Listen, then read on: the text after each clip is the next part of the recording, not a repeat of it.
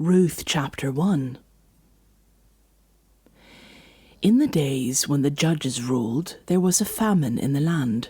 So a man from Bethlehem in Judah, together with his wife and 2 sons, went to live for a while in the country of Moab. The man's name was Elimelech, his wife's name was Naomi, and the names of his 2 sons were Mahlon and Chilion. They were Ephrathites from Bethlehem, Judah, and they went to Moab and lived there.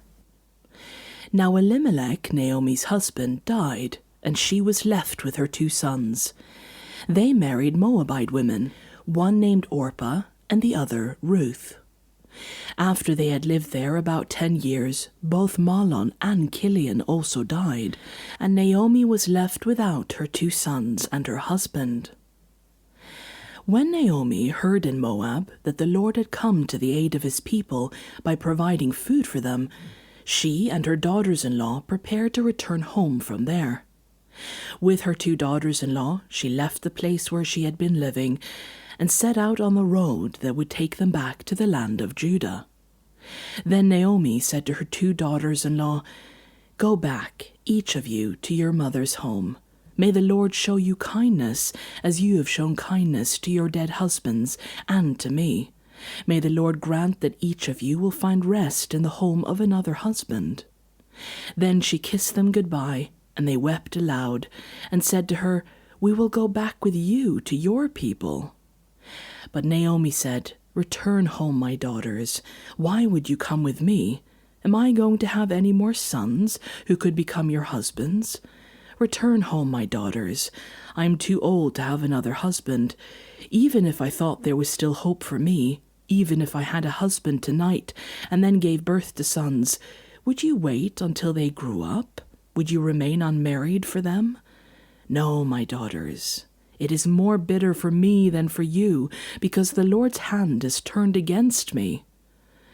At this they wept aloud again. Then Orpah kissed her mother-in-law goodbye, but Ruth clung to her. "Look," said Naomi, "your sister-in-law is going back to her people and her gods. Go back with her." But Ruth replied, "Don't urge me to leave you or to turn back from you.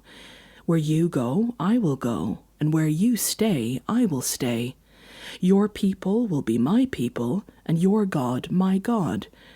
Where you die, I will die, and there I will be buried. May the Lord deal with me, be it ever so severely, if even death separates you and me." When Naomi realized that Ruth was determined to go with her, she stopped urging her. So the 2 women went on until they came to Bethlehem. When they arrived in Bethlehem, the whole town was stirred because of them, and the women exclaimed, "Can this be Naomi?" "Don't call me Naomi," she told them. "Call me Mara, because the Almighty has made my life very bitter. I went away full, but the Lord has brought me back empty. Why call me Naomi? The Lord has afflicted me. The Almighty has brought misfortune upon me." So Naomi returned from Moab, accompanied by Ruth the Moabite, her daughter-in-law, arriving in Bethlehem as the barley harvest was beginning.